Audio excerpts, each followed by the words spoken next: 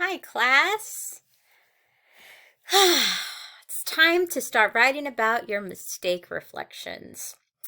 So, this essay is going to be about a mistake you've made. This is the second to last, or penultimate. It's a fancy word for you. The penultimate short reflection you'll write this semester. And I think by now you're ready for a challenge to look at yourself critically. So, you know what to do. Describe a mistake that you have made. How did you make amends for your mistake? What did you learn from your mistake? As with your other papers, explode a moment, show don't tell, specificity over generality, objects over abstractions, begin in medias res. Don't forget your title, 2 pages, 12-point font, double space, due Sunday at midnight. Of course, I do recommend you check out some examples available under the course documents on Moodle. Since I'm asking you to admit you're not perfect and talk about something very vulnerable, it's only fair that I make my own mistake available to you. As always, I encourage you to take a look at these. So, picking a topic is an obvious minefield. I know that you might be nervous about sharing something personal with me. You might feel uncomfortable writing about something that shows you're a deeply flawed human, right? So, let me give you the lowdown. If I have concerns about something you've written about, specifically about your well-being or health, I will talk to you about it before I do anything.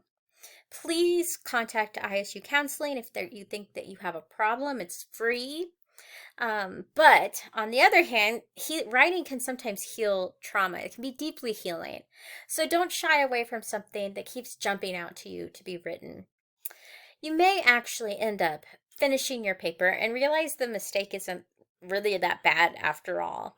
After finishing 3 of my examples, people read them and said, "That's the worst you could do, Elise." They had no idea how these small little mistakes plagued me.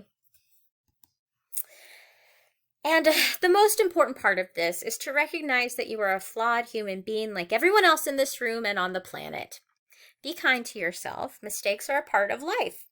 I'd really be concerned if you haven't made any mistakes in your life so far.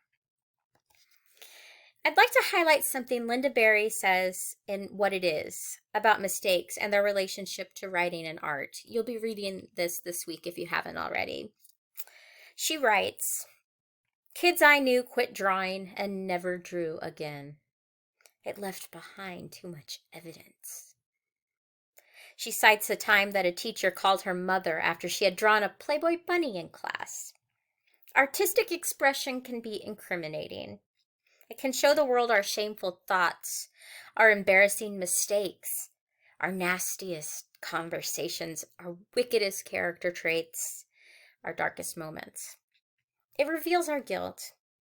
But as Lynda Barry writes about so convincingly in What It Is, this fear and shame can hold us back and keep us from being better artists and better people. So it's good to write about it. And when we come right down to it, all of our life is incriminating to some degree. The stuff of life is incriminating because we are gloriously flawed. We will make mistakes, but we learn from them and grow from them. So, today, if you look at the activities scheduled for the week, your main invention activity is using a pro-con list to determine the best mistake for you to write about for this reflection.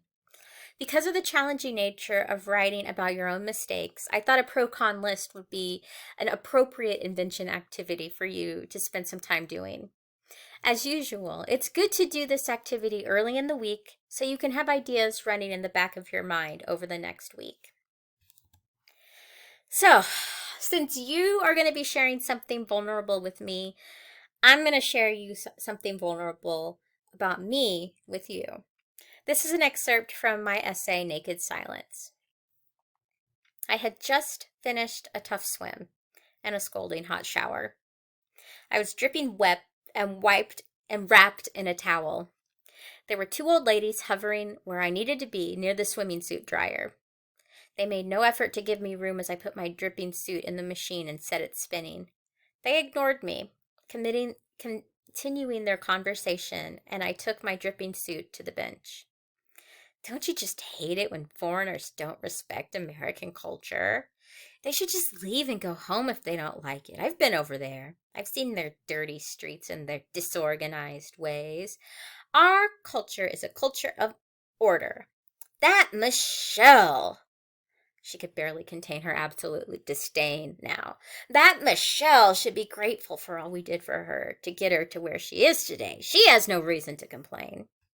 Wait, is she talking about Michelle Obama, who should be grateful for all we did for her? Did she really just say that, like right here in the open where anyone can hear her? She told an American citizen to go home? My hands were shaking as I sat there in my towel. I tried to focus on putting fragrant oil on my face and body. My hands wouldn't stop shaking. They walked past my bench and one of them said, "And kids these days just won't stop getting all upset about all these little things. Then they go out there and protest and don't even get in trouble for it, so they just keep doing it. Honestly, I'm glad I old so I don't have to be around for so much more of this complaining." I looked down at my clenched fists, rolling my eyes and fighting a feeble laugh as they leave. Oh, the irony of telling young people and Michelle Obama to stop complaining when these women were so full of complaints. I heard the door swing shut. I started to cry, sitting there in my towel, feeling ashamed for not saying anything in response to blatant racism.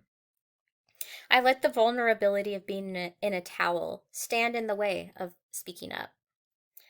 But is that really an excuse? What is the cost of silence?